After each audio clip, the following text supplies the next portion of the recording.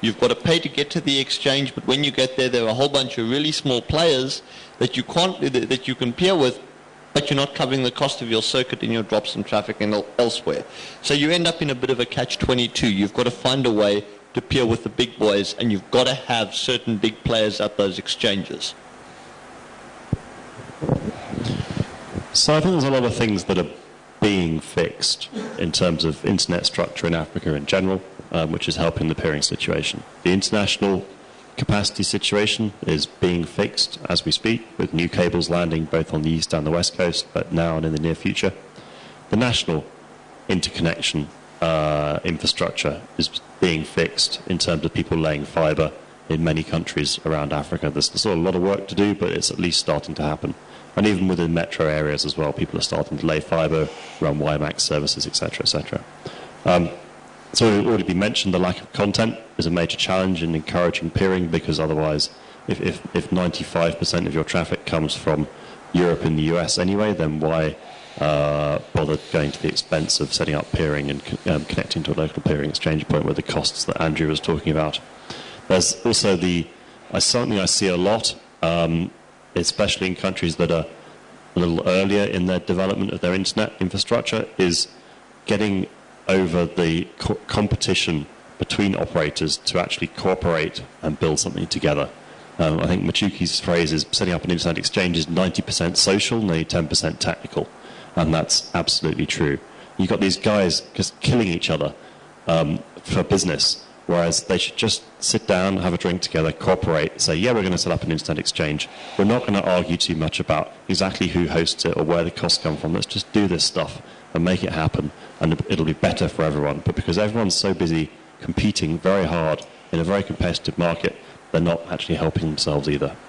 And the final thing is, a lot of people, I think, have a habit of buying capacity to Europe, and go, it's all about buying transit to Europe at the lowest possible price, rather than looking at your interconnection mix as a whole, and the quality of the internet, of the transit provider you're using, and where that transit provider allows you to reach within the region.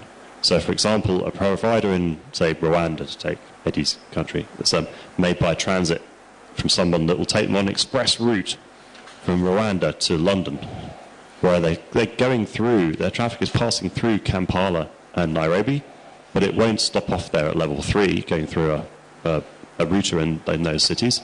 So there's no opportunity to break out the traffic that's for Uganda and for Kenya in those cities and drop it onto the internet, or their driver who won't peer at the KIXP or the UIXP. So I think there's definitely a market opportunity for somebody who's willing to not only provide the international backhaul back to Europe to provide connectivity to the rest of the internet, but is also interested in regional connectivity. And so somebody who's in Rwanda who wants to send traffic to Uganda or Kenya doesn't have to do it with the big round trip from Europe. The provider they're using breaks out the traffic in Kampala or Nairobi and delivers it onto the internet exchange into the local operator there. Okay, so tagged onto that question before you go on, another two. The first was, is content king, or should I be looking at building an eyeballs network? If you don't mind, I would like to make a quick comment on the challenges of developing peering. From an outside Africa perspective, there is no real hotspot building up, or maybe 2 or 3. In Europe, we have the big 3s, London, Amsterdam, and Frankfurt. There, all the traffic comes together and everybody peers. There's a massive amount of content. But in Africa, there's no hotspot yet. It should be not too far south because of latency, and it should be easily being accessible. So if I were Google or Akamai or whoever with a lot of servers, with a lot of content, where do I put my boxes? I cannot afford to distribute, let's say, 10 server farms. I have to concentrate on 1 and 2 for whole Africa. But where do I go? Mike mentioned probably the landing station in Mombasa would be a place. I don't know. So there's no clear focus on this. But now, what is the next question? So the other part, the part that I tagged onto this was, is content king, or should I be building eyeballs network. What is king, content or eyeballs? From a European perspective, it's eyeballs. For sure, large incumbents, to name one, is Deutsche Telekom, with probably 20 or 25 million of subscribers.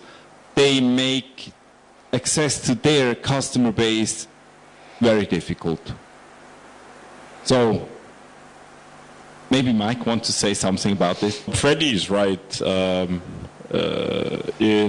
in the Asia Pacific, we've seen a shift of king not being content anymore. And it's sort of like that story, if you've read it, about the US Postal Service and the way the mail supported the newspaper back in the day, when you'd think that it's the other way around. What we've seen more of is folks are making their own content, and folks are going for person-to-person connectivity and not so much for what predefined content has already been set up. So we're seeing customers moving into more of the Facebook type kind of thing, more in the Twitter kind of thing. And that makes the eyeballs more important, because now the interest in predefined and prepared content is waning. And we're seeing that shift in the Asia Pacific to situations where customers prefer to do what they want to do, what's good for them, what's important to them, not read newspapers about stories that they don't care about. So that's more or less where we see that going in the Asia Pacific region. 11-minute network warning. The Cosmos network goes down in 11 minutes. Thank you. From content versus eyeballs. Like I said, from our experience still in Africa, content has proven to be king. Will it change in the future? Quite possibly, and in which case I'll be doing a lot of adapting very fast. Turning off my mirror servers, etc., change my traffic ratios again. But at the moment, content has proven to be a very good way to A, get peered, and B, put pressure on other parties. When you've got people like Telkom, I mean, MWeb, one of the, then again, I must say, MWeb had all the eyeballs, and they played a different game. MWeb told Telkom that they wouldn't peer with them anymore and wouldn't buy transit from them, and routed them all internationally. And I'm not sure if Telkom bowed, but I know that MTN did. They had the eyeballs, but MWeb is also now believing that content is king and building that content. So, from my perspective, content is still worthwhile in Africa, though, because it has gotten me peered and experience has shown that it's worked. We'll take one more comment. So I don't think it matters whether it's content or eyeballs that are king. What you need is scale of one or the other. And if you have a lot of content or you have a lot of eyeballs, then you're doing pretty well. And in Africa, there's certainly a lot of eyeballs. They don't all have access to the internet yet and don't have the speeds of access that they would like, I'm sure. But at one time, in the not too distant future, I think those eyeballs will be certainly quite valuable. What I think is certainly lacking is the local content and locally hosted content, and somebody who can make a successful business out of doing content at scale in Africa, I think will also do very well. Okay, thank you very much. So we have a direct question to Freddie. In the long term, is it not in your best interests to fix the problems at the AS4 side as opposed to peering with communities on AS3? And I have to admit I don't really remember what AS4 and AS3 was. So. AS4 was the customer, the eyeball network buying from AS1 and 2. AS3 is the content source. So the question I'll repeat. In the long term, is it not in your best interests to fix the problem at the AS4 side as opposed to peering with communities on AS3?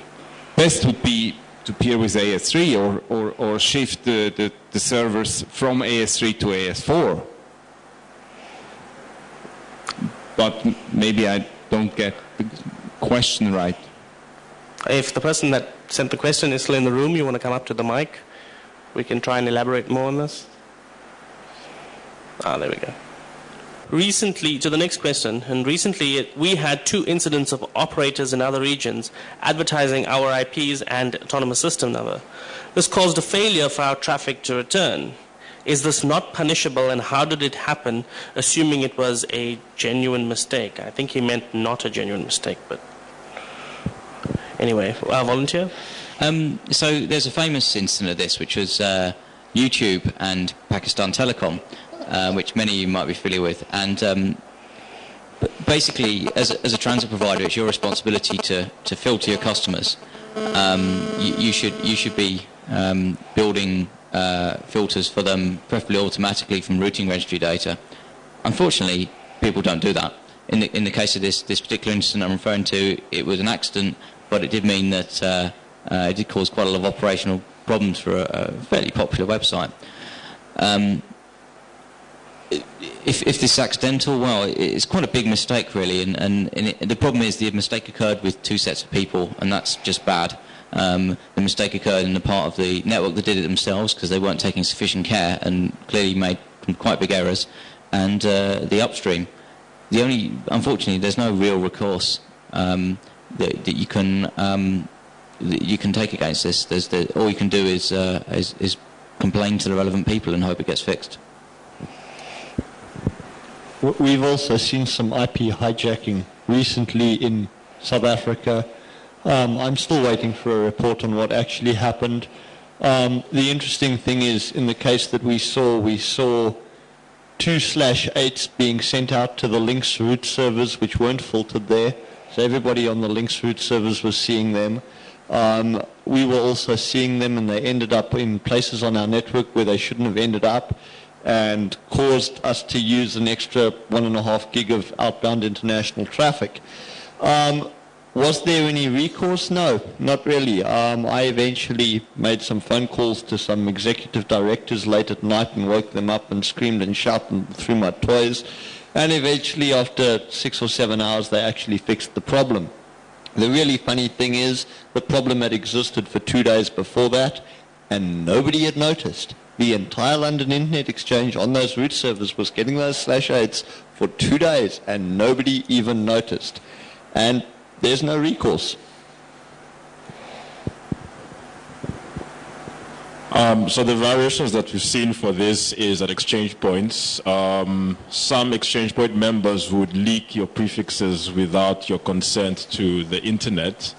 And if you're the type that runs Unicast reverse path forwarding on your exchange point peering links, that essentially kills that.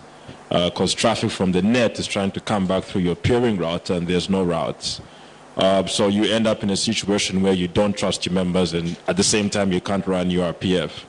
This we've seen normally tends to happen with situations where you're peering with the larger telcos, the incumbents, who wish to peer the exchange point.